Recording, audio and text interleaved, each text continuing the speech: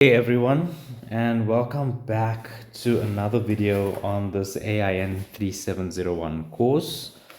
So in today's video, we are going to be covering the second pillar on the computational thinking.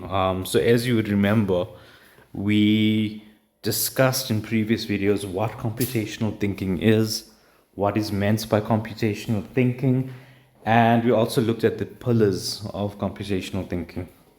So in some of the previous videos, we had a look at the first pillar, which is decomposition, and we also did the illustrative activity relating to that, which is this one over here. We did it in two videos. We went through two parts of that. So covered it in quite a bit of detail. And that should really set you guys up quite nicely when it comes to actually understanding the principles, as well as giving you guys some good foundational knowledge with regards to all of this. Okay.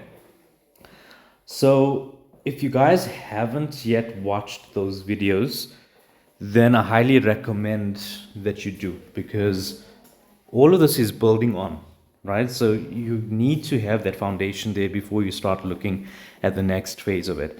So if you have not had a look at those videos, I highly recommend, I strongly recommend that you go back, you watch those videos first, and then you delve into the second pillar, which we are going to look at right now. Even if you have watched those videos before, if there's something that's still unclear to you, that isn't making sense, that just doesn't seem to be gelling very well, then again, with those videos, go and work through them. If you are part of the course, you can comment below the video and we will address those queries that you have.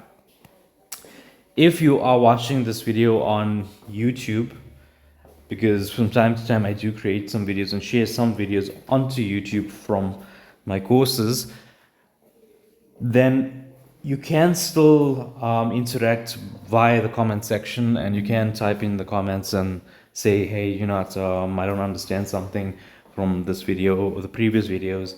Although I would recommend that if you would type that out on the previous videos comment section and not this one. But just to keep it interactive. And also keep it interactive now, whereby anything that you don't understand in this video, which is not really a very complicated one, I'll be honest, but we're going to break it down nonetheless. But anything that you don't understand, type it in the comments so that I can, come back to the comment section and then reply. And we can tackle what you know and what you don't know. So looking at the pillars again, right? We're looking at the 4 pillars here that we've got for computational thinking. We've covered decomposition.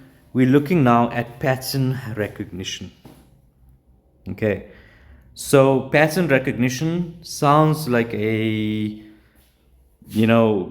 very complex sort of concept, but let's break it down. So I've got it on screen, which is, pretty obvious, but what is meant by pattern recognition in plain and simple terms?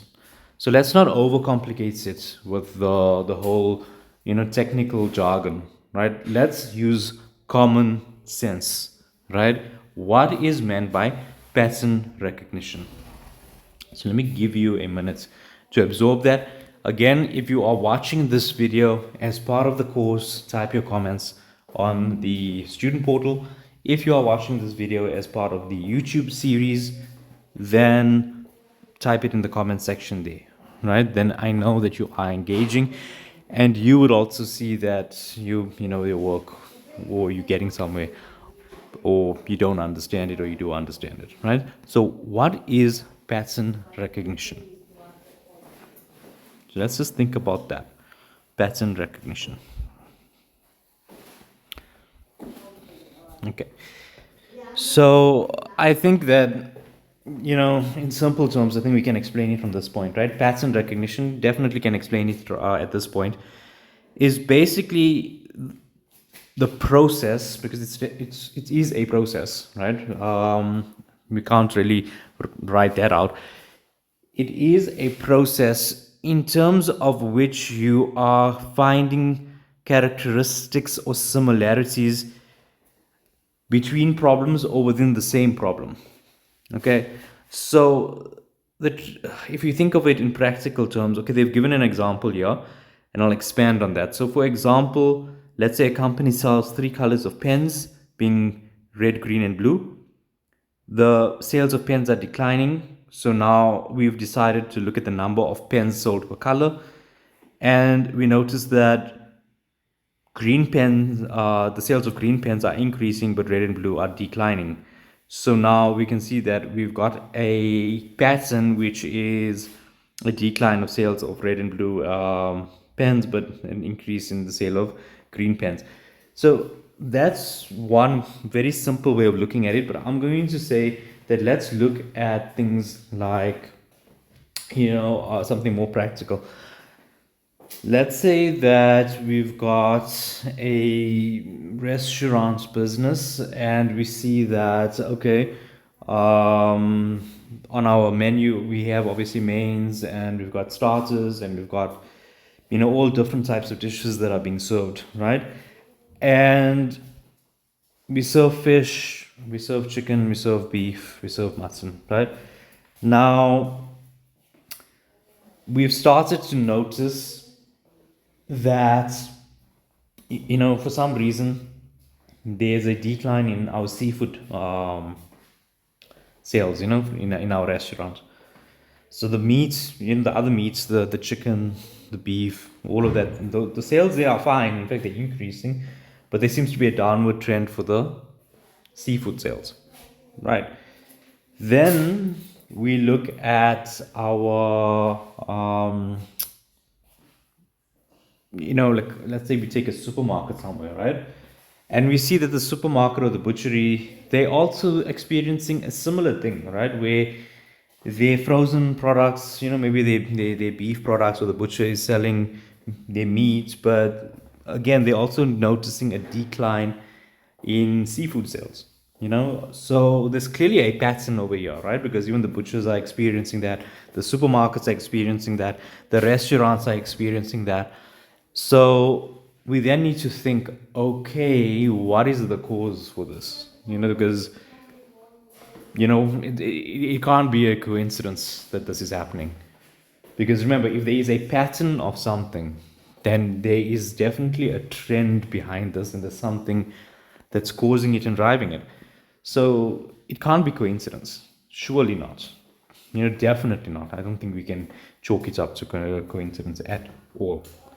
So having said that, we would then need to identify the cause for this, right?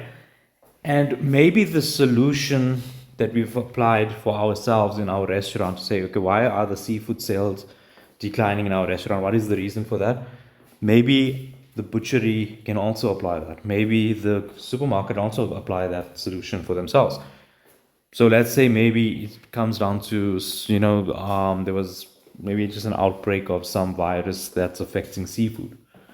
Then, in maybe, let's say, a particular type of seafood, then, okay, well, you know what, we're just not going to stock that, right? So then our consumers will be a little bit more comfortable. So the butchers can say, okay, well, yeah, okay, that makes sense. So we also won't stock that type of seafood because maybe customers are worried that, hey, if this is in our fridges, it's going to infect the rest of our meat, or the rest of our seafood. So then we're also just not going to stock that. And the same thing can be said when it comes to your supermarkets. So that is what pattern recognition is all about. But obviously you need to be recognizing the pattern. So with your pattern recognition, often will be that your results are very similar, but you need to be keeping an eye out. What outcome is happening again and again and again and again? Because, or it's following a certain trend. Maybe it goes up, then it comes down, then it goes up, then you can at this point identify what a pattern is and what a pattern is going to be looking like. Okay, that is not something that would be too difficult to understand. So that is your second phase of computational thinking. And we're going to do a breakdown of this video, or rather of this example, reflection 1.2, later on in the next video.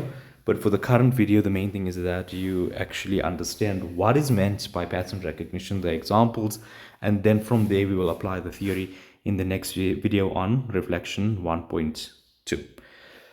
But for now, that's all for this video. I hope you did enjoy it and get something out of it, and I will see you guys in the next one.